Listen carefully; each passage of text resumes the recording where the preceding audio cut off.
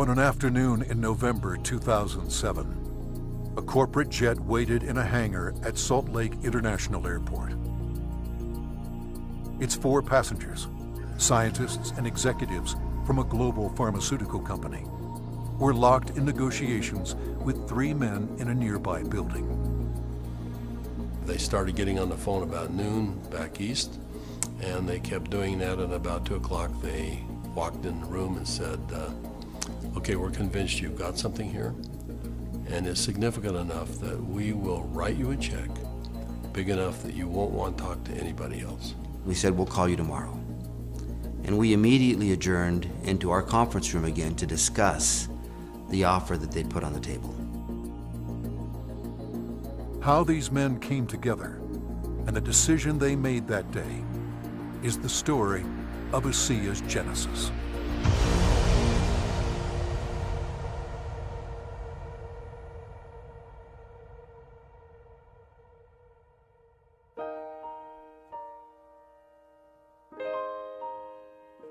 A lot of people have fathers that teach them sports. My father happened to be a great strategist, and from a very young age I recall having discussions with him about what he was doing. At the time he was running fairly large companies, and I can remember driving in the car with him and him talking to me about strategy, about what is strategy and how to think differently about a company. Vertus Norton was well qualified to teach his son. At the time, he was sales planning manager of the billion-dollar beverage division of General Foods Corporation in New York, with responsibility for iconic products like Kool-Aid, Country Time, and others. In 1985, he was recruited by Dart and Kraft and eventually became the head of Hobart Corporation US near Cincinnati, Ohio. 5 years later, he rejoined Kraft General Foods in Chicago as vice president of the Channel Group, managing a billion-dollar pilot business unit that led to the eventual integration of General Foods, Oscar Mayer, and Kraft Foods. Based on his track record, Vertus was asked to help re-engineer the company to increase efficiency in relation to an industry-wide initiative called Efficient Consumer Response. In the subsequent 3 years, Kraft's ECR, or efficiency rating, moved from 10th to 1st place. I've known Vertus for over 25 years, and it was apparent to me immediately that here was a very special man. A man that had wonderful ethics, great business strategies, enthusiasm. There was no question that this man was going to be a huge success, and he is a success. Vertus retired from Kraft at age 57 and moved to Park City, Utah. We thought he would take retirement seriously. He did not. Shortly after doing some service for our church, he was asked to run a biotech company. He had a lab in Southern California, 5 PhDs reporting to him, a series of master's or graduate students as well, all doing work for him there. And he ran that for 4 years, and we thought he was done. But Vertus Norton was not done. Through his son Tyler, Vertus was introduced to another biotech company and invited to become a member of their board. I recall coming to the house one afternoon only to find books strewn about his desk, chemistry and biology books, and I said, now what in the world are you doing now? And he proceeded to tell me that he had been invited to sit on the board of this company that had an incredible technology. And I do recall him saying, but they don't know exactly what they have. And that's an invitation to my dad. He's going to figure it out. He's a puzzler. I was intrigued until they told me it was made from salt water. And I told them this doesn't sound right, and you're going to have to convince me it's real. They said, well, we can do that. They said, we have a lot of research, and we'll give you some of the best research. You can look at it. And after running a lab and having my association with these people for 4 years, I knew what to look for. And I went through the science, and it was good, defensible science. Then they gave me a list of people to call, and I was calling Harvard, UCLA, University of Washington, University of Indiana, major labs across the United States, and everyone I talked to raved about the product, the way the company was intending for it to be used, And also they raved about the fact that you could drink this product and get a benefit from it. At the time, the product could only be produced in limited quantities through small devices. Highly unstable, it had to be used within minutes of production. But seeing the strength of the product, Virtus agreed to join the board of directors. As soon as I did that, they said, we're going to give you one of these devices to put in your house. We'd like you to become familiar with it. I started drinking the product that was made in this device, and my thinking cleared up. I had more energy. I felt better than I had for years. And now, keep in mind, I was in my 60s at that time. And I thought, holy cow, what is this? So I went to the first board meeting and found out that they were flat out of money. They were $1 million in debt. We said, let's see if we can help them find money. We tried for about 90 days, could not. Eventually, the company folded, and they actually merged it with another company, an energy company. And when that happened, that company started selling off assets. Meanwhile, a family in New Hampshire was embarking on a major change. Jim Pack had been a highly successful consultant in the telecommunications industry. His son, Joe, had secured a position on the United States ski team. Wanting Joe to achieve his dreams, the family moved to Park City to allow Joe to train with the U.S. freestyle team for the 2002 Winter Olympics. So I'm living in a subdivision in Park City, Utah, and after a few years, another gentleman moves in a few houses up from me. This gentleman was named Virtus Norton. Now, Virtus and I became good friends, and actually we became good golfing buddies. I quickly came to realize that Virtus was something special in terms of his training, his business skills, his analytical ability, his integrity. Everything about Virtus was so much better than any executive, including governors or attorney generals, that I'd ever worked with. He was so competent. I was impressed. I made the decision on the golf course as we golfed, week after week. I said, I'm going to do something with this guy. One day we're golfing on the Park City Municipal Golf Course, and he's saying, I'm sitting on the board of this little company, and they've got a terrific product. I use the product. I've just found phenomenal results with this product, but the company's really mismanaged. He said, the product is so good that I'm going to put together an investment company and acquire this product. And he pulled a golf cart over on the fairway and reached in his back pocket and pulled out a folded check, business check, that was blank. And he said, you got a pen? And I handed him a pen, and he wrote a very big check. And he said, let's go do this together. And I said, are you crazy? You don't even know what it is. And I said, Virtus, that's true, but I know everything about you. I knew you've done your due diligence. If you're to the point where you want to form an investment company to acquire this technology, I want to be part of it. Let's do it together. And that was the start in the formation of Asea. Of anybody that I've known, my favorite person is Jim Pack. I don't think just because he's brilliant. I think it's because he has drive and he engenders trust and confidence. And so we started down the road together, and over the course of a year, we discovered what the product was and why it worked. We developed what's called the mechanism of action.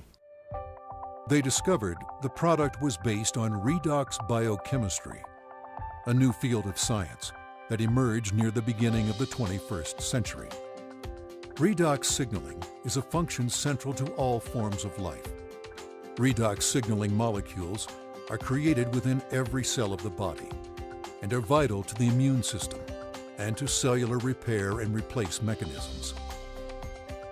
As one gets older, the body's ability to make these molecules decreases, a function of aging.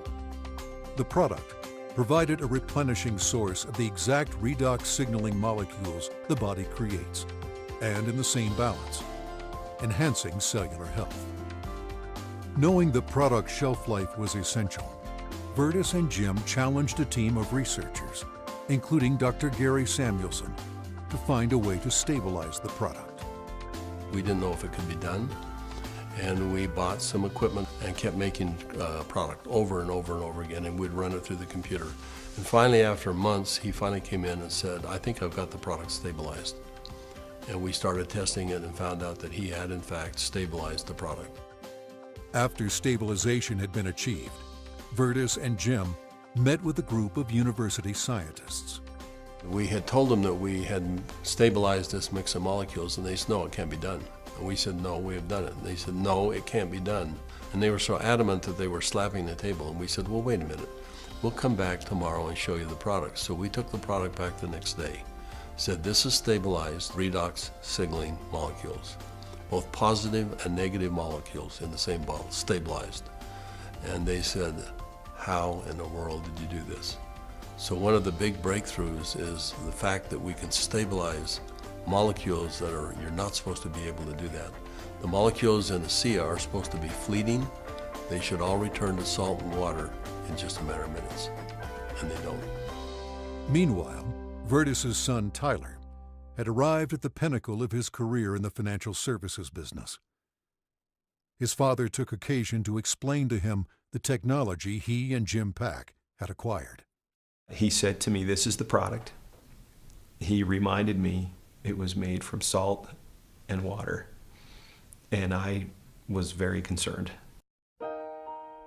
At church the following Sunday, I was discussing some of the challenges of some of the members of our congregation, and I had a neighbor friend that we discussed the majority of that meeting, who, despite seeing a number of professionals and trying to solve a challenge that he had a significant issue, they were just not able to really help and find a solution for him. And it was then that this product popped into my mind. I wondered and asked, despite my doubts, could this help? Could this make a difference for him? I called Dad, and he said, of course it will help. Now, I didn't have that conviction at the time. He did, and he was willing to get some of that product. We got that product to my neighbor. And from that point forward, I felt confident that I had done my part. And given that I was still doubtful and even fearful, I kind of washed my hands from it. I think it was 3 months later when I received a phone call from the leader of our church. And he said, are you sitting down? And I said, don't start a call like that. What's wrong? And he said, this is good news. Are you sitting down? He proceeded then to tell me that he had just received some very good news, that my neighbor, whom we had given this product to months earlier, had received word that he was in fact improving and had improved a great deal. Of course, the question going through my mind was, well, did he drink this stuff? And that was what my church leader told me. He says, that's why I'm calling. He drank all of it, and he's confident that it's had a huge effect on his situation. I called my neighbor, and I needed for him to tell me what he had experienced. And he was quiet for a minute, as I recall, and said, do you have any idea what I think this has done for me and for my family? He began to tell me things that I've now heard multiple times over from people across all of North America, and how this product helped him and made a difference for his family. Frankly, this was a problem for me. This became a problem for me. It was my first indication that this could be real, this could be meaningful. By this point, Jim and my father had made a significant commitment to this product. They were moving forward. And I started to question kind of what I was doing, and feeling a need to get this product out to the world, watching the impact it was having. And I ultimately resigned in May of 2010 from a significant job, the job I'd spent the better part of 17 years getting to. And it was born of this sense and feeling that this product needed to be given to the world. I've known Tyler Norton for now over 20 years. He is a person who demonstrates integrity in all aspects of his business. He is able to motivate people to do things that are even beyond what they think they can do. You know, this came full circle for me about a few months ago. I happened to be out walking, and I looked ahead and saw a family coming towards me on the street. And as they got closer, I realized it was my neighbor that had been benefited by Asea. And I happened to be on the phone, and so we weren't able to talk. I kind of waved as we acknowledged each other, and he reached in his back pocket and pulled out a sport pouch of Asea, and then kind of subtly bumped his heart. And we didn't say anything, but I understood completely. It brought home the whole purpose of what we're doing. Now that the product was stabilized, Vertus and Jim began studying distribution models, retail, direct sales, internet, and network marketing. But first, they had a question. We actually wondered if people would drink a product that didn't taste very good, even if there was a perceived health benefit. And we said, let's find out. So we decided to find 40 people and create kind of a focus group, and we started giving it to them. We did that for about 2 months, and we said, let's go out and find out where we are with these 40 people. So when we went out and contacted them, we found out that the 40 people had turned into 135, and the product had been shipped to 20 different countries without our knowing it. And we said, well, we've got the answer we wanted. People will, I think, buy this product. When they determine that there is a perceived health benefit, they'll buy it. But in the meantime, we had contacted a friend, someone that Jim Pack knew and we had played golf with. And he was running a very big pharmaceutical company in New Jersey, about $10, $11 billion. And he finally agreed to send a group of people out and spend some time with us and see what we had come up with. So 4 people flew out on a plane, and we met in the conference room we had on the west side of the city for the better part of a day. We spread out all of the research that we had out on a table. And these gentlemen asked all the right questions. They thoroughly went through all of the science that we had, and as they do that, they'd call back to their headquarters and ask questions. About 2 o'clock in the afternoon, they came to us, and they said, we think you've got something really special here. We're going to write you a check that is large enough that you don't want to talk to anyone else. But there's a catch. And I said, what's the catch? And they said, you've got to shut it down.